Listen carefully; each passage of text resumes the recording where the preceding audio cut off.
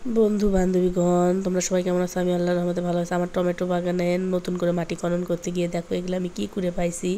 কি তোমরা অবাক হয়ে গেছো তাই না? তোমরা ভাবতেছো যে আমি হয়তো ডিম করে পাচ্ছি। আসলে ডিম তো আমি করে পেয়েছি ঠিকই, কিন্তু আসলে বলো তো ডিমগুলো কিসের ডিম?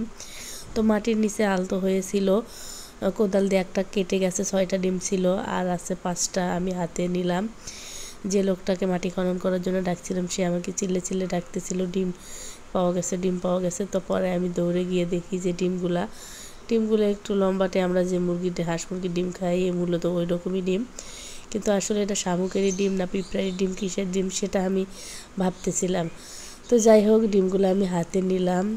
ডিমগুলো আমি ঠাসে ঠাসে দেখতেছিলাম যে ডিমগুলো হচ্ছে একদম সফট এবং শক্ত, মানে চামড়াটা খুবই পরু ছিল আর কি। তো আমি এই যে রাস্তায় নিয়ে এসে একটা করে ভাঙবো আর এখন দেখবো যে ডিমগুলো কিসের ডিম।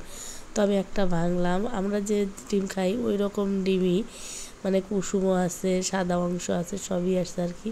এই যে একটা ভাঙলাম, আর একটা আছে, এই যে ভাঙতেছে, দেখো একদম রাবারের মতো, মানে সহজে ভাঙতেও চায় না।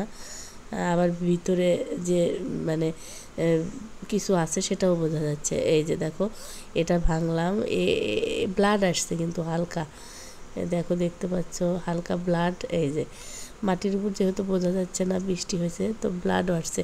তো এগুলো যে সাপের ডিম 100% শিওর। আমি জীবনে কখনো সাপের ডিম দেখিনি, এইবার আমি নিজের হাতে সাপের ডিম পেলাম এবং ভাঙলাম, দেখলাম।